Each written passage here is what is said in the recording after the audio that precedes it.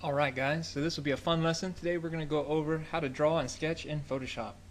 Okay, so right now I'm looking at deviantart.com, and this is an artist that I'm a big fan of. This is Scotty Young, or Cheeks74 on DeviantArt. So I'm basically going to use this as some reference, and then I'm going to do a little sketch. Okay, so first thing I'm going to do is I'm going to click, for a PC you would press print screen, and what that does is that captures the screen. Then I go to Photoshop, File New, and Control V.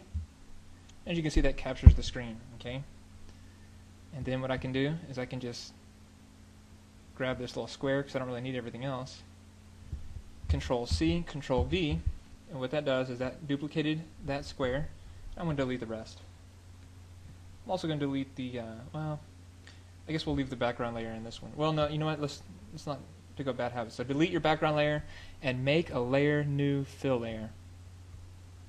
And the reason why I always do this is because this thing is infinite, whereas that background layer, it's limited. So if you were to make your canvas size bigger, then you would see this big square in the middle, and you'd have to go back in and refill the rest of the background. Whereas this thing is automatic. Okay, so we're going to do a vector background. And when I draw and sketch, I don't like to use pure white. Okay, it's not good for your eyes, and if you draw with white, you won't be able to see it. Okay, so let's do a light gray. We'll put that underneath our reference art. We'll actually name our reference art. And I'll drag that to the middle. And I'm also going to make a copy of that, a small copy, like a thumbnail version. Reference art, small, or you can put thumb for thumbnail. Thumbnail is basically a small piece of artwork. Okay. Control T, I'm going to make that small and drag that up into the top left corner. Actually make it a little bigger. Hit enter. And I'll chop off the sides of that. So I'm going to make my big one invisible, and then take this small one, and we're going to cut it down a little. So I'm just going to delete, so all I want is that main part there. Okay? Move that up to your top left. Okay, so I've got this guy up here, and then I've got this one here. Okay, so it's all just reference. I'm going to put both of those in a folder called ref. So for me, I like to work very organized. Name every layer, name every folder, keep everything in folders, and that way I can find myself. I don't get lost real easily. Okay. Now, let's go ahead and get out our brush tool. So I'm going to go over some brush stuff. Make sure this is on normal at first. Okay. Size of your brush is right here. Right, you can see it here. I'm going to have to hit new layer button or layer, new layer, or actually what I like to do is Control Shift in, and we're going to name this sketch layer. So it's got a sketch layer. Other good thing about having your background being a vector like this is it will not allow me to draw on it, which is what good. I don't want to draw on my background, I want to draw on my sketch layer. So it helps me to be on the right layer. And for my reference layer, I'm going to hit this lock button, so that way I don't accidentally draw my reference, and I cannot accidentally draw my background, so I can really only draw on my sketch layer, which is great. Okay. For your brushes, probably you'll have some circle brushes, so let's go ahead and get those out. Okay, something like this. Okay, we got a lot to review here because there's a lot of options for your brushes, which is good because you get a lot of options. Okay, so a lot of features. First things first, change mode to normal. You got your size, and then depending on what kind of brush you have, typically you will have hardness. Yeah, so here's a normal brush. Okay, so I want that a little smaller. And hardness, right? If you want a really soft brush, like an airbrush, right? Soft edges, then you want hardness 0%. If you want hard edges, then turn hardness all the way up. Okay, so I want hardness to be all the way up. What else do we need? Opacity, and of course you have your flow. I'm going to change this to black and white. I want black. I just want a black brush. Okay, so I can see what I'm doing. Again, soft would look like this. This button right here, very important. This is whether or not you want there to be any variability in pen pressure. Okay, so it starts small and then gets really big and small again, depending on my Wacom tablet. So today's lesson is really about how to use the Wacom tablet in Photoshop. Okay, so I got my sketch layer on. I've got my, usually I keep this on because I do like to have pen pressure with my brushes. And of course I can right click on my pen and I can get these options, so I can turn my size up. Right, I can make it really big, or I can make it really small. I like to have a fairly big brush and fairly hard. And then we have both opacity and flow. Okay, both are at 100% right now, which is probably good for you. But in the future, if you want more of like a pencil, because right now I have like a really thick marker, right? Maybe I don't want that. Maybe what I want is to have a pencil. Okay, well, I can turn my opacity down really low, let's say 15%, and that gives me more of a pencil, right? And the cool thing about this is I can build it up on the top of itself, right? So every time that I do it, it gets more and more opaque, and eventually it'll get to black, right? Which is kind of nice. Only problem with opacity is I have to stop drawing and then start drawing again for it to get darker. Okay, that's the difference between opacity and flow. Flow, let's say I turn this down to 15%. Now when I draw, if I keep going back and forth, it's like a pencil. If you keep going back and forth, it gets darker and darker. Okay, opacity does not get darker if you keep going back and forth. You have to stop, start again, then it gets darker. Flow keeps getting darker and darker, even if I don't stop. So I use flow. I don't like to use opacity. Okay, so we got that down. And what I like to do is I like to make my own shape. So I will grab a circle. I like to make it kind of wide, like that. Actually, we'll make it a little smaller. And then I'm going to edit, fill. Okay, that didn't work. I'm just going to hit Alt-Enter, or Alt-Backspace. Alt-Backspace takes your foreground color and it fills it with that foreground color. Okay, so I've got this black selected as a circle. You can see it if I zoom in. I'm going to go Edit, Define Brush. Define Brush Preset. I'm going to call that a wide brush. Okay, so now if I press Backspace, I delete that. Control D to deselect. I can go down to my eraser. I can erase what I've done so far.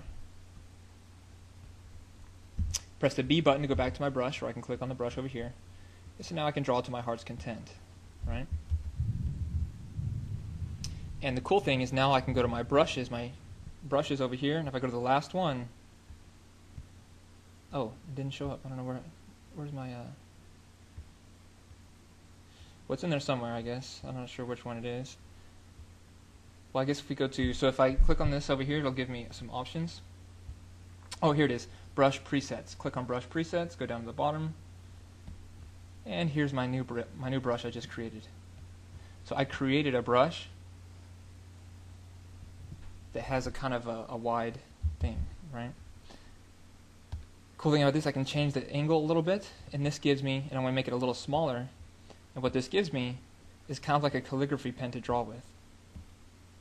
Okay, so I really like to do that. That's what I usually do. So I do this, and if I turn the flow down really low, right, 15%, see actually when you get down to like say 8% flow, and you'll have what very closely mimics a pencil. Okay, especially if you make it small.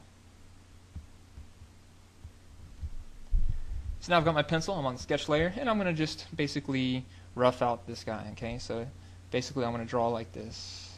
Okay, so here's his head. Here's his body, here's his bottom leg, here's his top leg, here's his arms, here's one of his hands,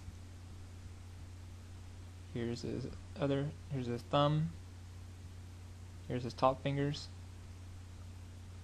bottom of his hand, you got his elbow, you got his face, you got his eyes, his nose, his mouth, his hair haircuts across his eyes. And he's got a little bit of a hair over here. Okay. Got his body, his belt, his shoe,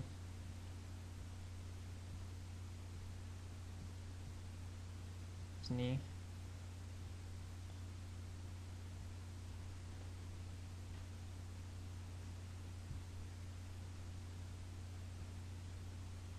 and the bottom of his leg, or the knee, and the back of his leg.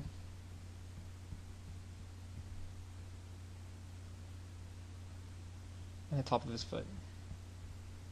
Oh, and then his chest. His pupil. This other strand of hair. Oh, and you know what? Let me click the V button. Actually, I'm going to make the whole thing a little smaller. Because I got to make room for that pig. So I hit the enter button. Move him back down a little bit to the bottom, hit the B button, and now I can finish out the rest of this shape. So I got this big form on top, so I'm going to draw his head is like this,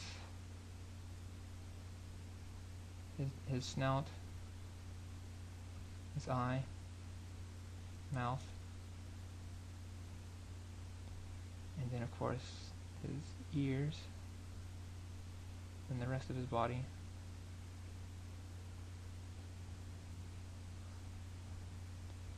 And then the guy's Link's hat comes over behind.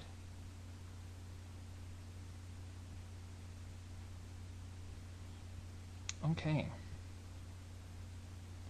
And then I can kind of give some details on his fingers. So you guys might have to change your lighting a little bit so you can see my light sketch here, but I'm pretty happy with most of these lines. So I'm going to go ahead and darken these lines so that you guys can see them a little better. Okay, so what I'm going to do is I'm going to go to Image, Adjust. I like to use levels, but you could use brightness and contrast if that makes more sense to you. So I can turn the contrast up and the darkness down. Although that did not seem to have an effect. Let me go to Control L. So this is Image, Adjust, Levels. Huh. Okay, well what I can do is I can duplicate this layer. See that?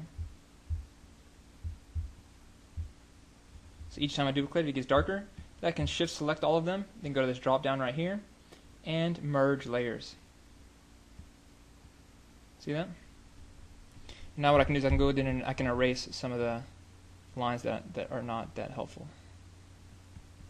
And what I'm doing with my eraser is I got this eraser here, and then I turn my flow down, and I use a very soft, make it very soft, right? Because you don't really want a hard eraser, you want to just kind of lightly.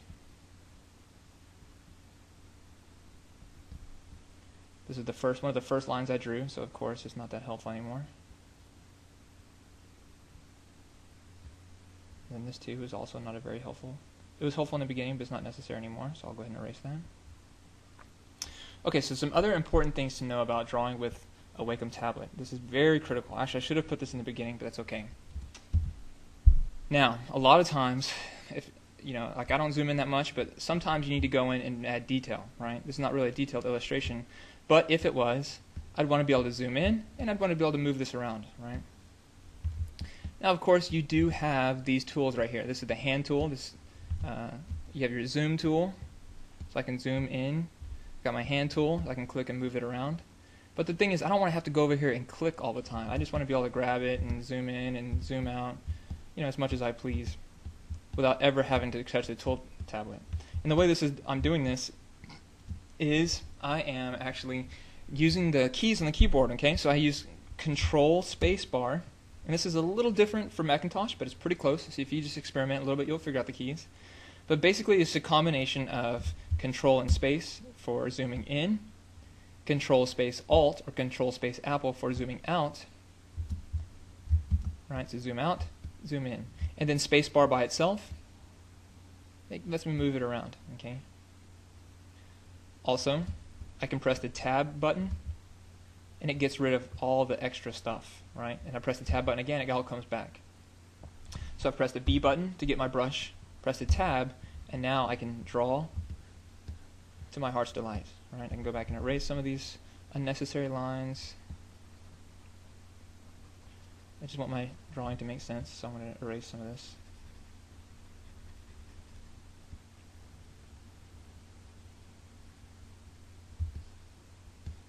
So is that starting to make sense?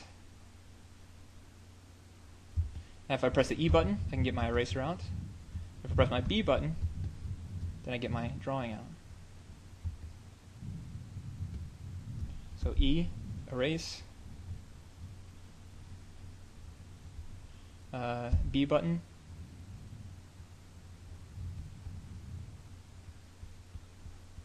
For a drawing. Okay, so I'll let you guys play around with that and you guys can do a little sketch. So, you know, just go find some artwork you like, drag it in, make it small, and then do a sketch of it, okay? And in the next one, I'll basically go over how to add color, okay? Oh, one more thing I want to add, guys, is, let me press the tab key.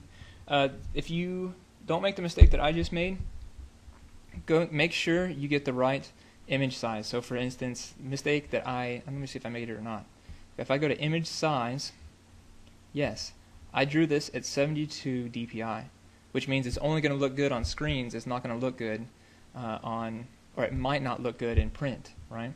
So whenever you do drawings or paintings or original artwork, try to start with 300, okay? And as you can see, it's a little bit pixelated. Well, it's not too bad, but because it's just a sketch. But if I'd done a lot of elaborate artwork with textures and stuff, it would suffer, okay? So get your image size correct in the beginning.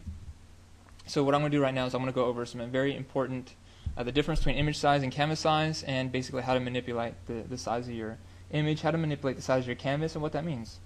Image size, of course, this is going to resize my artwork, right? So I just amped it up from 72 dpi to 300 dpi, which gives it a lot more pixels, right? And I think it also adjusts the inches. Now I can constrain or not constrain the proportions, but basically if I change the height, I want it to automatically change the width, right? That's why it's linked here. So I can I can constrain it or not constrain it. See those links?